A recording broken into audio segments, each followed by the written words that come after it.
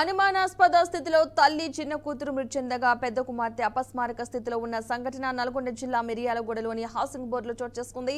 స్థానికులు తెలిపిన వివరాల ప్రకారం ఏపీలోని పల్నాడు జిల్లా మాచర్ల మండలం గన్నవరానికి చెందిన గుర్రం సీతారాం రెడ్డి అగ్రో కెమికల్ జిల్లా సేల్స్ మేనేజర్ గా పనిచేస్తున్నాడు. సీతారాం రెడ్డి రాజేశ్వరి దంపతులు గత కొంతకాలంగా మిర్యాలగూడ పట్టణంలోని హౌసింగ్ బోర్డు కాలనీలో నివాసం ఉంటున్నారు. గత 2 రోజులుగా భర్త సీతారాం రెడ్డి వేరే ఊరికి వెళ్లాడని స్థానికులు తెలిపారు. ఇక శనివారం సాయంత్రం ఇంటికి చేరుకుని అతనికి ఇంట్లో ఒక గదిలో ఉరివేసుకుని మృతి చెంది ఉన్న భార్య, మరొక గదిలో చిన్న కుమార్తె వేదశ్రీ గొంతు కోసి గాయాలతో చనిపోయి ఉండటం గమనించాడు. మరొక గదిలో 9వ తరగతి చదువుతున్న పెద్ద కుమార్తె అపస్మారక స్థితిలో ఉండటంతో పోలీసులకు సమాచారం అందించాడు. ఘటనా స్థలానికి చేరుకున్న పోలీసులు కేసు నమోదు చేశారు. హత్య జరిగిందా లేక ఆత్మహత్య అన్న కోణంలో దర్యాప్తు చేపట్టారు.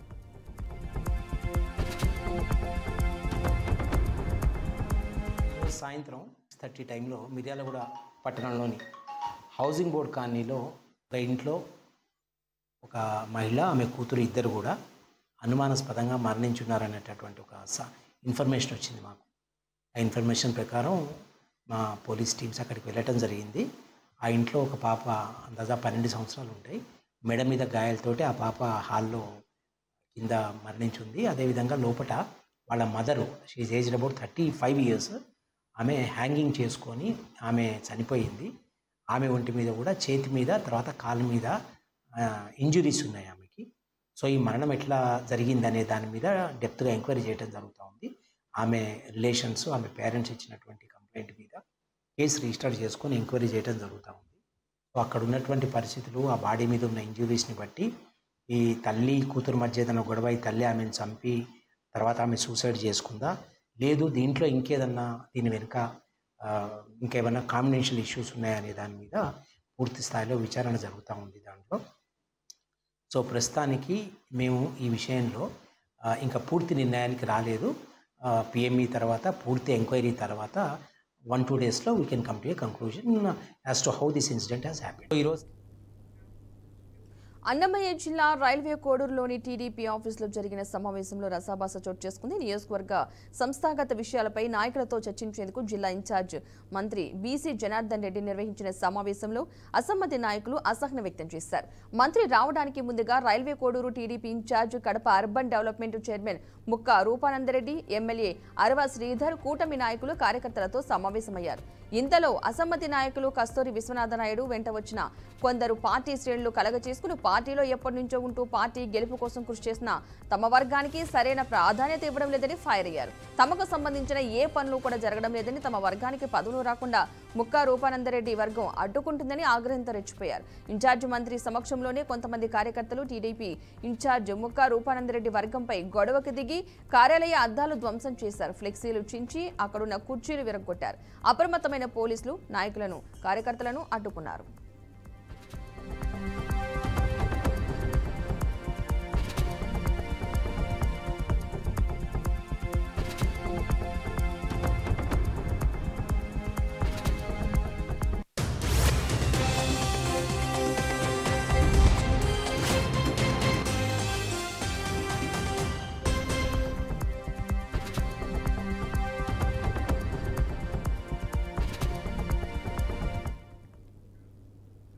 కాంగ్రెస్ ప్రభుత్వంపై మాజీ మంత్రి ఎర్రబెల్లి దయాకర్ విమర్శలు గుప్పించారు. రేవంత్ ప్రభుత్వం ఎప్పుడు కూలిపోతుందో తెలియదని ఎద్దేవా చేశారు. ఇక అందుకే ఉన్నన్ని రోజులు దోచుకోవాలని చూస్తున్నారని, మంత్రి పదవుల కోసం 32 మంది ఎమ్మెల్యేలు పోటీలో ఉన్నారని విమర్శించారు. మంత్రి పదవి ఎవరికిచ్చినా మిగతా వారు కాంగ్రెస్ నుంచి బయటకు వస్తారని, అందుకే మంత్రివర్గ విస్తరణ చేయడం లేదన్నారు. రేవంత్ కు దమ్ముంటే స్థానిక సంస్థల ఎన్నికలు నిర్వహించాలని సవాల్ విసిరారు. తెలంగాణలో 10 నియోజకవర్గాలు మినహా అన్ని చోట్ల బీఆర్ఎస్ గెలుస్తుందని ధీమా వ్యక్తం చేశారు. స్థానిక సంస్థల ఎన్నికల్లో కాంగ్రెస్ గెలిస్తే వాళ్ళు చెప్పింది చేస్తామని ఎర్రబెల్లి దయాకర్ అన్నారు.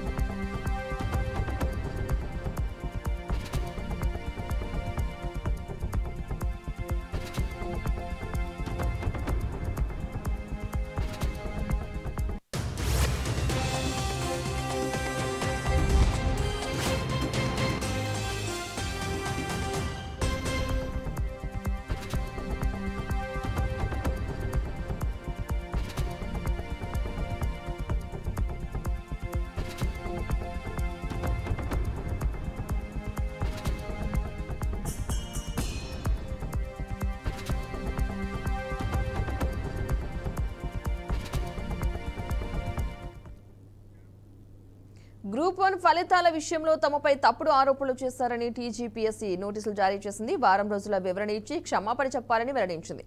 వివరణ ఇవ్వని పక్షంలో క్రిమినల్ కేసులు పెడతామని రాకేష్ రెడ్డికి టీజీపీఎస్సీ హెచ్చరికలైతే జారీ చేసింది.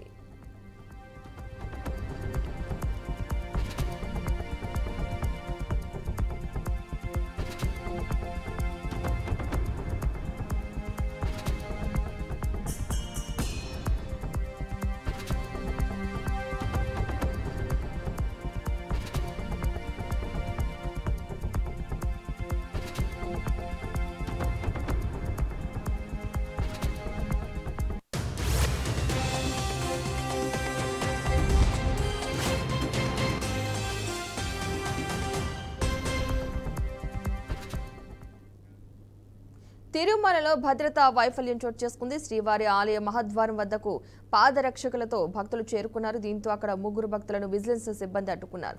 వైకుంఠ క్యూ కాంప్లెక్స్ లో వీరిని తనిఖీ సిబ్బంది గుర్తించకుండా లోపలికి పంపారు. వారు చెప్పులతో మహద్వారం వద్దకు చేరుకోవడంతో భక్తులు ఆగ్రహం వ్యక్తం చేస్తున్నారు. దీంతో భద్రతా వైఫల్యంపై టీటీడీ చర్యలు చేపట్టారు. పాదరక్షకులతో వచ్చిన భక్తులను క్యూ కాంప్లెక్స్ లోకి అనుమతించిన సిబ్బందిపై చర్యలు తీసుకున్నారు. 2 టీటీడీ సిబ్బంది, 5 భద్రతా సిబ్బందిని సస్పెండ్ చేసింది.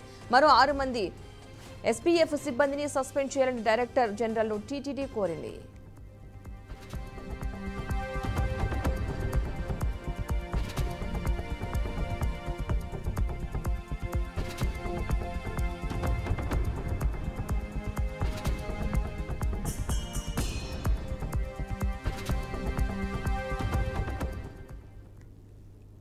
చైనాను భీకర గాలులు అతలకుతలం చేస్తున్నాయి. ఇసుక తుఫాను భారీ గాలులతో రాజధాని బీజింగ్ లో చెట్లు నేలకొరిగాయి. ఈ నేపథ్యంలో చైనా ప్రభుత్వం అప్రమత్తమైంది. వందలాది విమాన సర్వీసులను తాత్కాలికంగా రద్దు చేసినట్లుగా అంతర్జాతీయ మీడియా కథనాలు పేర్కొన్నాయి. బీజింగ్ డాక్సింగ్ లో 693 విమాన సర్వీసులు రద్దు చేయడంతో పాటు రైళ్లను కూడా నిలిపివేశారు. దమ్ము తుఫాన్లు కూడా చెలరేగడంతో అధికారులు పర్యాటక ప్రదేశాలు కూడా మూసివేయడం జరిగింది. చైనాకు తీవ్ర తుఫాను హెచ్చరికలు కూడా జారీ అయ్యాయి. వాతావరణ శాఖ ఆరెంజ్ అలర్ట్ అయితే జారీ చేసింది. గంటకు 150 కిలోమీటర్ల వేగంతో గాలులు వీస్తాయని, ప్రజలంతా ఇళ్లలోనే ఉండాలని అలర్ట్ చేస్తుంది. ఇక దేశంలోని ఉత్తర తీర ప్రాంతాలలో తీవ్రమైన ప్రభావం ఉంటుందని అధికారులు హెచ్చరించారు.